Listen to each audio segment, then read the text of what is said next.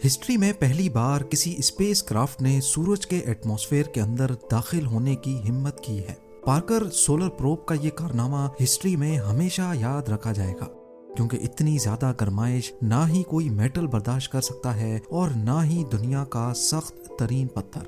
तो फिर सवाल उठता है कि आखिर पार्कर सोलर प्रोब इतनी गर्माइश में मेल्ट क्यों नहीं होता। हजारों नहीं बल्कि लाखों डिग्री के टेम्परेचर में भी ये बिल्कुल परफेक्टली कैसे काम कर रहा है। ज़ेम टीवी की वीडियोस में एक बार फिर से खुशामदीद। नाजरीन, 1900s की शुरुआत में साइंसदानों ने सूरज पर रिसर्च के दौरान एक अजीबो गरीब फिनोमेना नोटिस किया। वो सूरज से निकलने वाली लाइट की वेवलेंथ और उसके कलर से सूरज की गर्माइश का अंदाजा लगा रहे थे। ये काम जमीन से बैठकर ही स्पेक्ट्रोग्राफ की मदद से किया जा रहा था। आपको यहाँ बताते चलें कि लाइट के कलर और उसकी वेवलेंथ का डायरेक्ट कनेक्शन उसके टेम्परेचर से होता है। जो नतीजा साइंसदानों के सामने आया उसने एक ऐसी मिस्ट्री खड़ी कर दी जिसको आज तक समझा नहीं जा सका।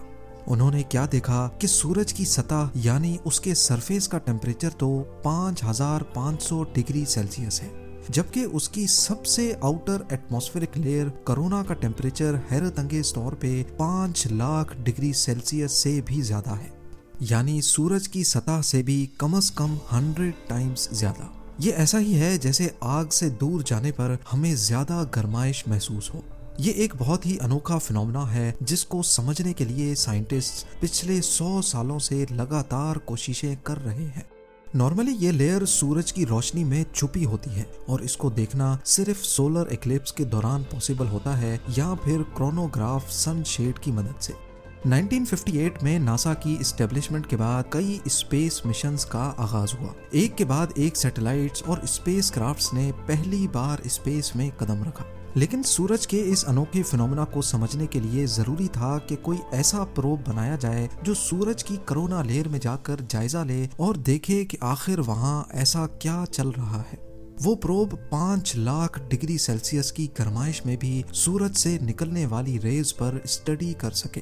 पर जाहिर है ये काम इतना आसान नहीं था, क्योंकि ये इतनी गर्माइश है जिसका अंदाजा लगाना भी काफी मुश्किल है। आयरन का मेल्टिंग टेम्परेचर 1500 डिग्री, जबकि दुनिया का सबसे सख्त मेटल टंगस्टन है और इसका मेल्टिंग टेम्परेचर भी 3422 डिग्री सेल्सियस है।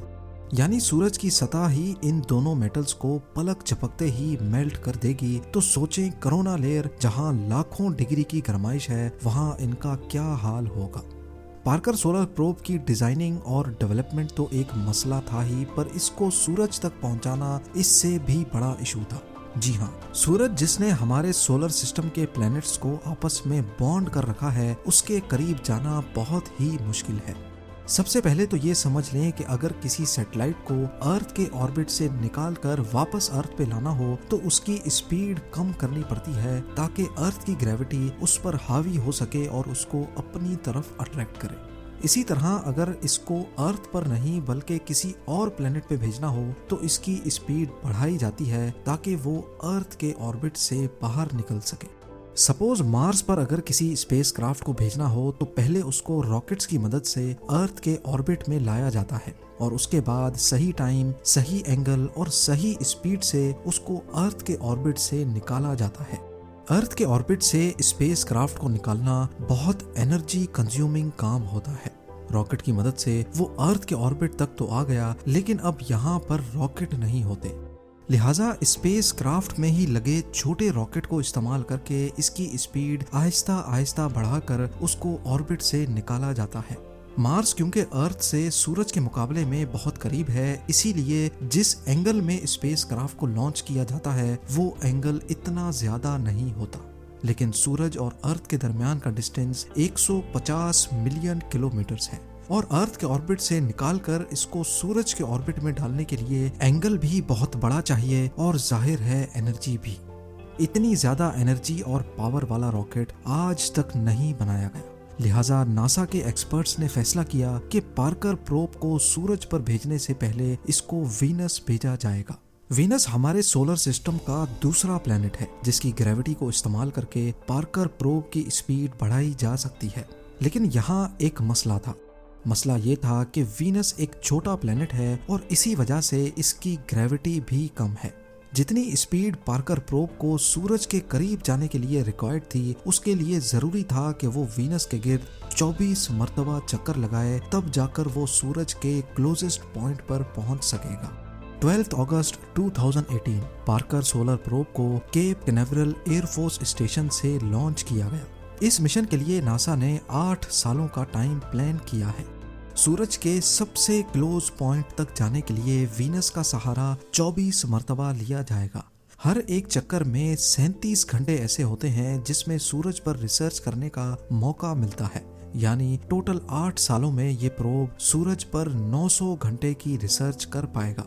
28 अप्रैल 2021 ये वो दिन था जब नासा ने कंफर्म किया कि पार्कर प्रोब अपने 8वें चक्कर में सूरज की कोरोना लेयर में सक्सेसफुली दाखिल हो चुका है। कोरोना का मिस्टीरियसली सूरज की सतह से भी 100 टाइम्स ज्यादा गर्म होना वाकई एक हकीकत था जिसको पार्कर प्रोब ने भी वेरीफाई किया। लेकिन ऐसा क्यों है? कौन सी ऐसी ताकत है जो मिस्टीरियसली कोरोना लेयर को सूरज की सतह से भी ज्यादा गर्म कर रही है? इस पर अभी तक रिसर्च चल रही है। अब आ जाते हैं हम अपने मेन सवाल की तरफ कि आखिर इतनी ज्यादा गर्माइश में पार्कर सोलर प्रोब मेल्ट क्यों नहीं हो रहा। पार्कर प्रोब की जो साइड सूरज को फेस किए हुए है, वहाँ एक हीट शील्ड लगाई गई है जिसको कार्बन फोम से बनाया गया है।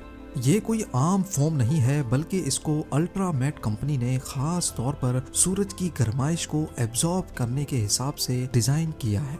ये फोम अंदर से 97% खाली है, जो हीट शील्ड को और ज्यादा इफेक्टिव बनाता है।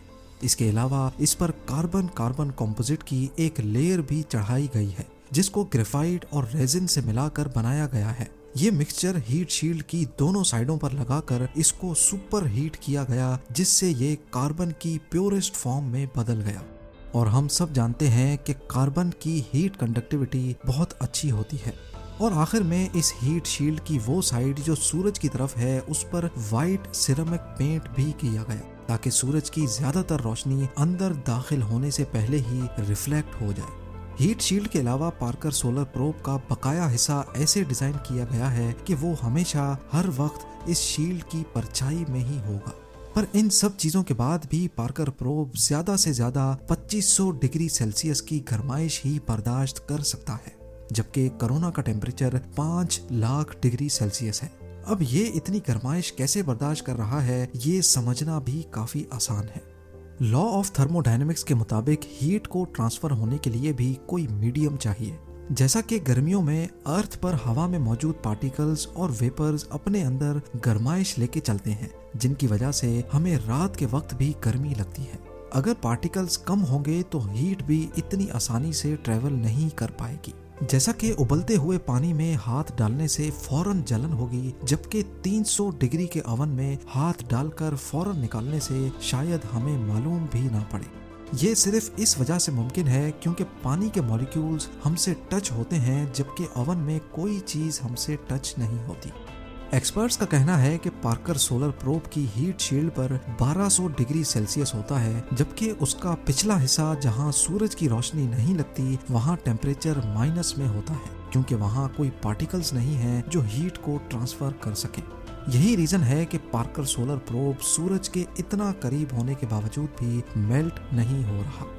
उम्मीद है जेम टीवी की ये वीडियो भी आप लोग भरपूर लाइक और शेयर करेंगे। आप लोगों के प्यार भरे कमेंट्स का बेहद शुक्रिया। मिलते हैं अगली शानदार वीडियो में।